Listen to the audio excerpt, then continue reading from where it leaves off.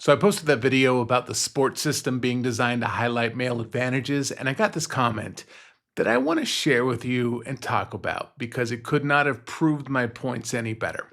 This guy, let's call him UK7 because that's his username. He says, and this is how I imagine him writing this: I have a funny story about pain tolerance. It's quite long. Summary is women claiming to tolerate pain more than men is just a story to make women feel good. They'll say labor is the most painful experience, believe it at your own peril.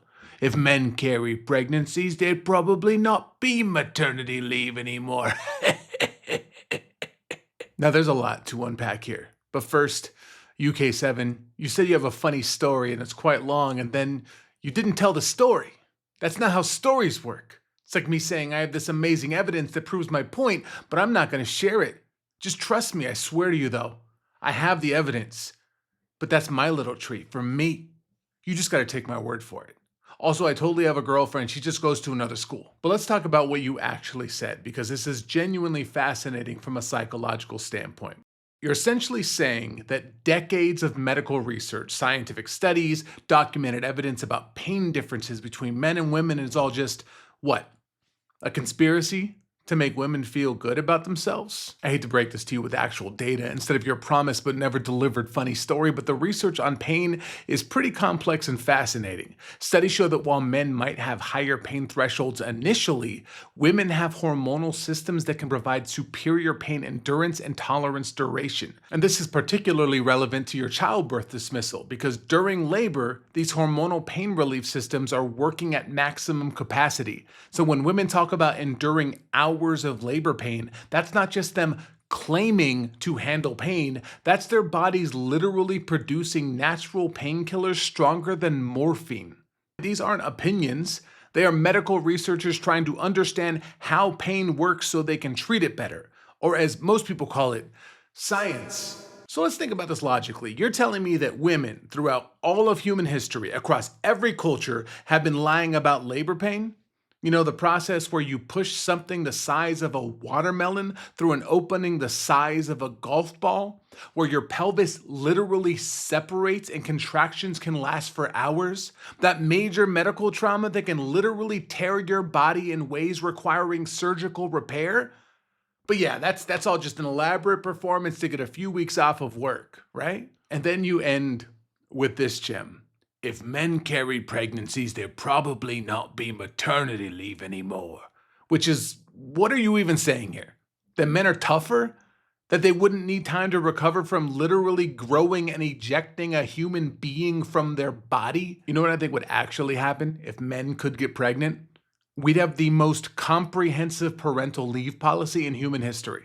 We'd have luxury birthing suites, pain management that actually works, exponentially more research on the paternal mortality rates, and probably a national holiday to celebrate the heroic men who endured the unimaginable trauma of childbirth. But here's the real interesting part about your comment, UK7, and why I wanted to respond to it. You're doing exactly what I talked about in my original video. You're taking an area where women might have an advantage, pain tolerance, and your immediate response isn't curiosity or acceptance of the data, it's dismissal. No, that can't be right. Women don't actually handle pain better, they're just lying about it to feel good about themselves. Look, I'm not saying that my YouTube video that I spent less than 2 hours researching and writing is beyond reproach. There are always critiques to be made. But I bet if I showed you data about men having higher grip strength or being able to throw a ball farther, you wouldn't question that research. You wouldn't say, oh, that's just studies designed to make men feel good about themselves. You'd accept it immediately because it fits your worldview. This is the pattern I keep seeing over and over again. When research shows that men excel at something, it's, see, this proves biological superiority. When research shows that women might excel at something, it's, this research is biased, or women are lying, or it's all made up to make women feel better. You can't have it both ways. Either we trust scientific research and medical data, or we don't. But you don't get to cherry pick which studies count based on whether or not they support your pre-existing beliefs. But even beyond that, and this is where it gets more serious, your comment reveals something pretty disturbing about how you view women. You're essentially saying that any claim women make about their own experiences can't be trusted. that they're inherently deceptive about their own bodies and sensations. That's not skepticism, that's misogyny with a vaguely scientific sounding wrapper. The idea that women would collectively lie about pain for what exactly? To get sympathy? To seem tougher?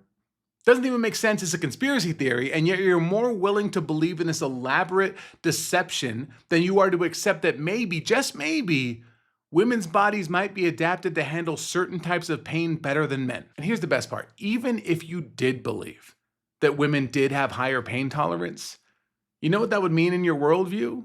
Nothing. Because it wouldn't change anything about how you view women's intelligence, their decision-making abilities, their right to participate equally in society. But the moment women might have an advantage in something, suddenly we need to question the research, dismiss the claims, and make jokes about how they're all just lying to feel better about themselves. Are you seeing the pattern yet? Male advantages means proof of superiority that justifies everything. Potential female advantages is obviously fake and can be safely ignored. It's the same goalpost moving I talked about in the original video. When men dominate something, it's the most important thing in the world. When women might have an edge, suddenly that thing doesn't matter or isn't even real. And here's the most important thing that I wish I'd brought up in my original video. This whole argument is about world records, right? It only applies to the top 1% of the top 1% of athletes. So not only are you using an arbitrary measurement system designed to favor men, you're using the most extreme version of that system to make sweeping claims about everyday people. It's reminiscent of the weird pride I feel when the Warriors win a championship. We did it! We did it, guys! We won! No, they did it. I just happen to have been born in the geographical region where their arena is located. So, UK7, I'm still waiting for that funny story you promised. But until you deliver on that, maybe consider that your immediate impulse to dismiss documented research because it doesn't fit your worldview might say more about you than it does about the women you're so eager to discredit. And to anyone watching this who finds themselves nodding along with UK7's logic, ask yourself this. If your response to women might be better at X is always that can't be true, they must be lying. Maybe the problem isn't with women. Maybe the problem is that you've built your entire sense of self-worth on the idea that men must be superior at everything, and any evidence to the contrary feels like a personal attack. Because here's the thing, women being good at some things doesn't make you less valuable as a person. It just makes them people with strengths and abilities, just like you. And if that's threatening to you, that's a you problem. Leave them alone. Yeah, I hadn't planned on doing an accent. That just kind of came out when I started reading. Is a vaguely British pirate with a bad accent offensive? I'm just going to leave it in. I won't record that again.